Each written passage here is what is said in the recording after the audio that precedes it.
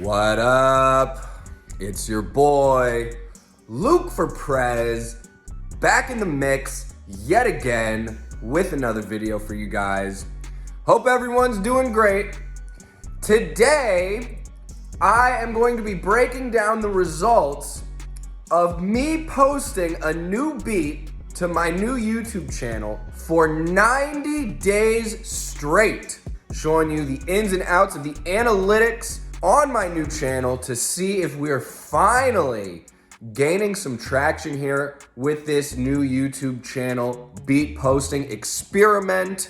It's gonna be interesting, I can guarantee you that. Let's get into these results. Like and subscribe, and yeah, anyways, I'm heading to the computer now. Peace!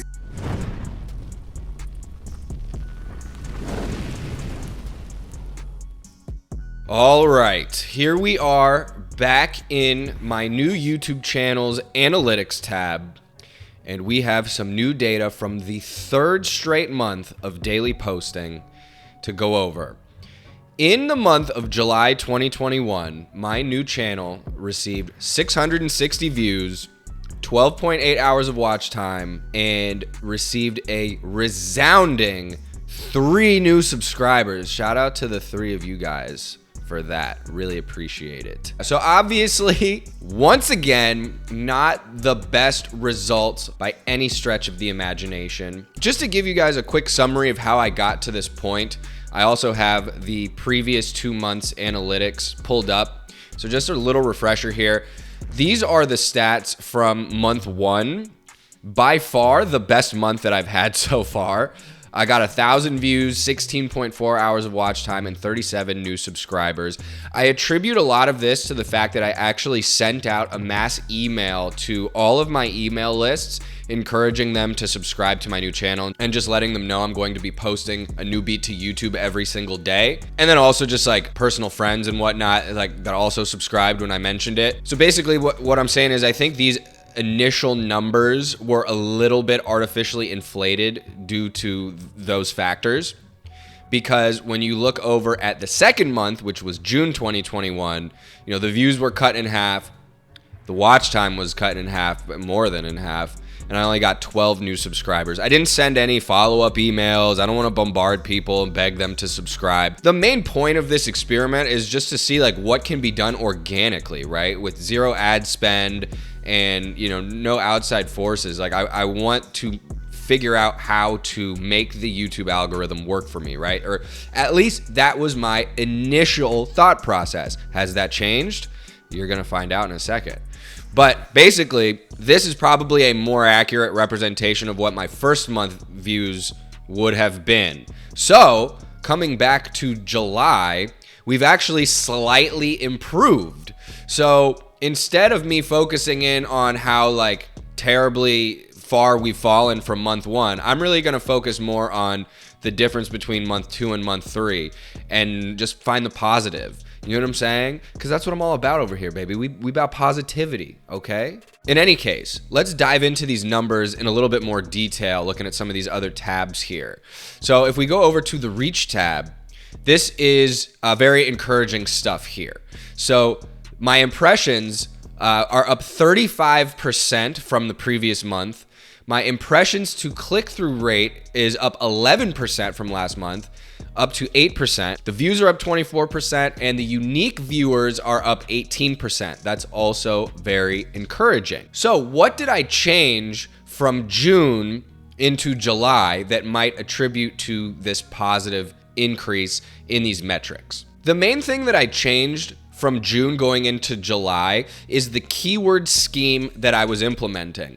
I didn't completely overhaul it, but I did refine it and add certain words to it, and I'll explain. So if we go to June and we go to engagement, you can see the top videos for the month, right? And that's gonna give you an idea of what the keywords were. So I was using a bunch. I was stuffing as many artists in the title as I possibly could. Young Maul times Pyrex Whip It times Southside, Lil Keed times Gunna times Lil Got It, etc. You can see what I'm doing here, right? The thought process was, well, let's give myself the best chance possible of ranking for one of those keywords. But because there was such a dramatic downturn from month 1 to month 2, going into month 3, July, I decided to cherry pick the best performing keywords out of all of those, which you can find by going to reach and then clicking down here where it says YouTube search for traffic source. And you can see exactly which keywords people were typing in the most to actually find my videos, right? So I cherry picked the best performing keywords from this bunch and then added an adjective and an instrument to describe the mood or feel of the beat, along with one of the artists from the best performing keywords from June. So as you can see, I chose to keep Lil Got It and I chose to keep Young Maul, right? I also added Pooh Shiesty because it turns out I have a lot of beats with that kind of simple piano melody and those like Memphis type drums. So I wanted to include that and see what happened. And then as you can see here, I used like bouncy guitar type beat, dark banger type beat, hard bouncy piano type beat. So these are more long tail keywords. Yes, I know that the words themselves are rather generic and might have a ton of search results by themselves.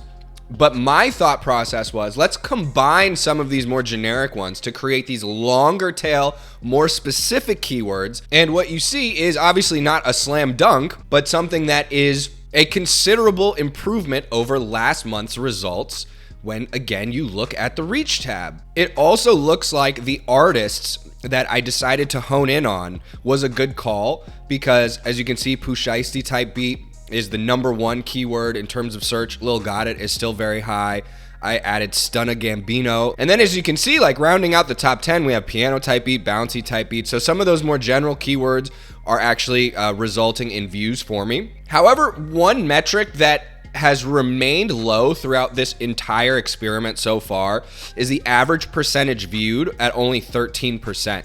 That's very low. Like, I would hope that people would be listening to at least like 50% of the beats or more.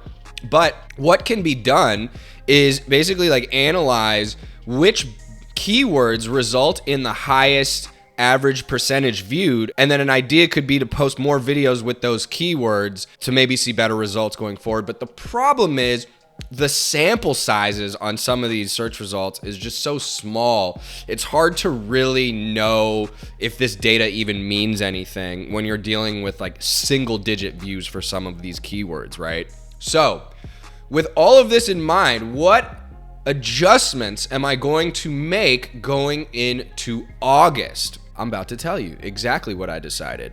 Number one, I'm going to keep all of the keywords exactly the same in terms of the order that I'm posting them, the exact words that are going to be in the titles.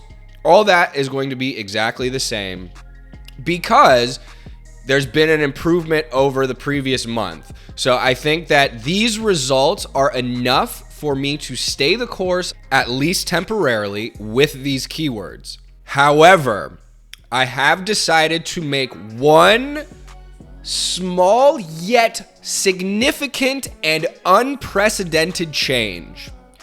I am doing something for the month of August that I have never done in the history of me ever selling beats ever. And that is, drum roll, I am going to put free in brackets in front of all of the keywords. And yes, I am going to be offering free downloads of those beats on my BeatStars Pro page and BeatStars Marketplace profile. I have never done this before. I needed to figure out how the free functionality even worked on BeatStars because I've never done it, where the emails that you collect are stored. It took me a while to even figure that out because I've literally never done this before. No, I am not making my entire catalog free. Simply the 31 beats posted in August will have the little free download icon next to them on my pro page.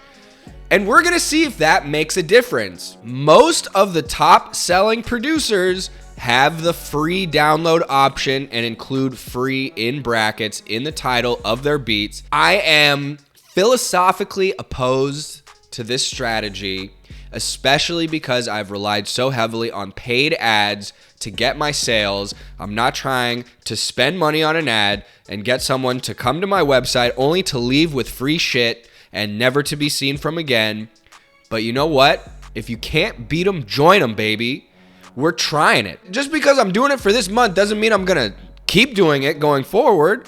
I just want to see if this will have any impact on any of these metrics whatsoever. So really, that is the only change that I intend to make, because I still think with these new keywords that I'm using, with the long tail descriptive stuff in the front, I just want to give it a little bit more time, just another month, to see if that traction can continue or if we start sliding back down in the other direction. If we start sliding back down in the other direction, start going negative again, then, maybe more significant overhauls will be necessary. But this is my thought process as of now. To project a little bit into the future, if I see similar results to this or worse results, or if there's not much of a change at all, I am going to consider running YouTube ads to try to get traction on some of the videos that I know to be top selling beats from the data that I have from my beat store. We're going to give that a shot down the line, potentially, if we don't see a big improvement with these, free titles. Also, if a particular keyword or style of beat begins outperforming all of the rest, I am going to just focus solely on that keyword scheme and just go super hard there. But we're just not there yet. Like, there isn't one type that's just like wildly outperforming the others. However, at least for this month, it's looking like bouncy guitar type beats doing really well. So that might be the one that ends up taking me to the promised land. We're just gonna have to see. It's too early to tell. Did this result in any sales? I'm sure is a question that is on everyone's mind. Well, let's check. So here are the results from the pro page for last month, which was July 2021. Unfortunately, I know for a fact these did not come from the YouTube channel, even though the YouTube channel is the only place where I advertise and send traffic to the pro page. This was an exclusive deal that was negotiated there, but the person actually found me elsewhere. And these 4 purchases are actually all from one transaction, and that person was a return customer. And I don't count return customers towards coming from the YouTube channel, because chances are they just have that tab saved from before, So it's not an exact science, but I'm pretty sure that none of these actually came from the YouTube channel. But that's to be expected. I mean, even when I was posting beats to the Luke for Prez YouTube channel originally, and sometimes I would get, 500 to 1,000 views on a beat, I wouldn't really get any sales from those. It's really always been from the ads for me. But, we're still climbing the mountain. We're going to figure it out. We're going to make it work. And that's that. I ain't deterred. I am undeterred. I am 0% deterred. I'm excited for the future. I'm excited. I'm about to David Goggins this shit. You know what I'm saying? We're never stopping. We're just gonna keep going until I'm in the studio with Future. That's it. There is no in between. You know what I'm saying? So anyways, that is all I have for you guys today. I hope you've enjoyed this video and found it useful. I hope you can glean some nuggets of information witnessing the journey that I'm on with this new YouTube channel. I will report back in on this in about another month, and we will see what the inclusion of the free downloads result in for the growth of the channel. I'm Luke for Prez. Don't forget to like and subscribe. You know the drill. I appreciate you guys. And with that, I am out. Peace.